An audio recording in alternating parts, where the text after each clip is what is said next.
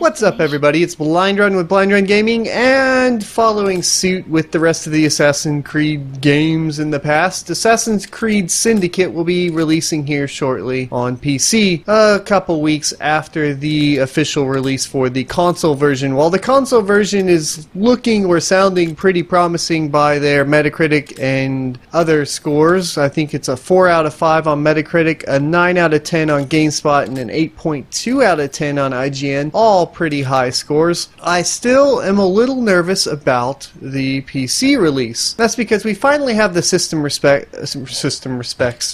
requirements or system specs that you will need to have to run this. Now, they do have a set of recommended and then they have a set of required. I'm going to point out one thing here at the end of this that's going to kind of be a little sketchy, but let's start with the required. Windows 7, Windows 8, or Windows 10. These need to be 64-bit versions. 32-bit versions will not work. So make sure you guys keep that in mind. It will require an Intel Core i5-2400 at 2.5 gigahertz or better, or the AMD FX 6350 at 3.9 gigahertz or better with 6 gigs of system memory, and then an NVIDIA GeForce GTX 660 or an 80 on, I'll just call them 80 on now, or an AMD Radeon R9 270 with 2 gigabytes of VRAM and at least shader model 5.0. You're going to need the DirectX 10 June 2010 redistributable, and you will need a DirectX compatible sound card with the, of course, latest drivers.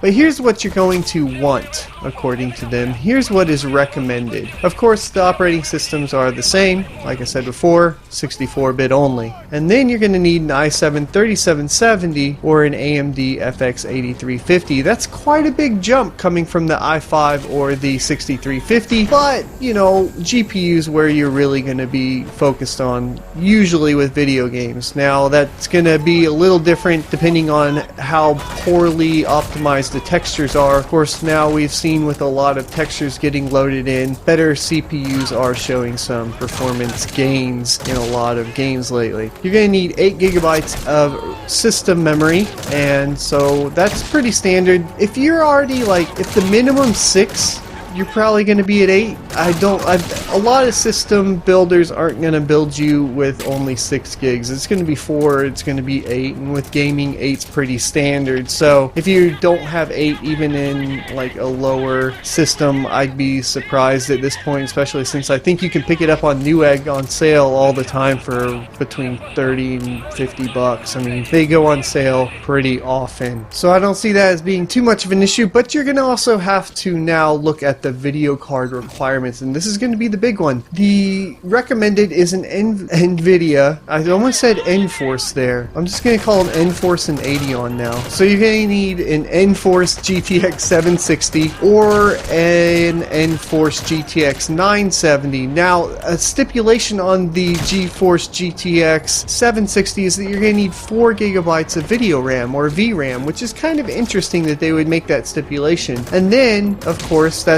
since the new 960 doesn't have that, or an option to purchase that, you're going to need a 970 or better. So that's a pretty hefty GPU for recommended settings. On the 80 on side, you're going to need the R9 280X with 3 gigabytes or better. Now, here's where things get interesting. A technical note from the developer says, quote, "For a recommended experience, the game requires a video card with at least 3 gigabytes of VRAM when playing at a full HD resolution. While we encourage you to fiddle with the advanced options to fully customize your gaming experience, please keep an eye out for VRAM meter usage when you adjust these settings." This implies to me that they're doing something similar to what Batman Arkham Knight had, where on the side it's going to show you how much VRAM is required to run that. But pretty much it sounds like, yes, their required settings are going to be all sub HD resolutions, meaning, I mean, I'm talking below 720p resolutions to run this thing on the required system specs. So I wouldn't even attempt to run this with any video card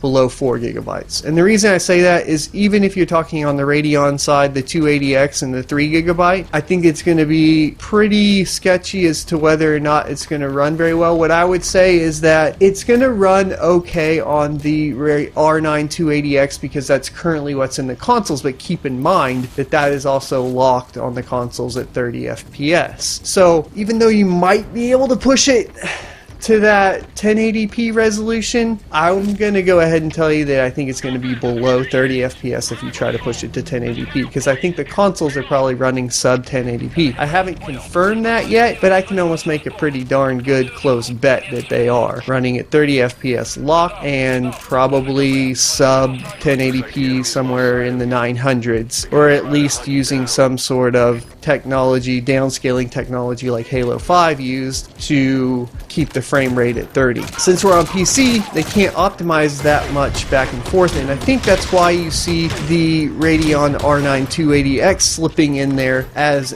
a recommended, but you don't see a 3 gigabyte version of a GTX GeForce card slipping in. Of course, you could make the argument that the 970 is actually only 3.5, but whatever.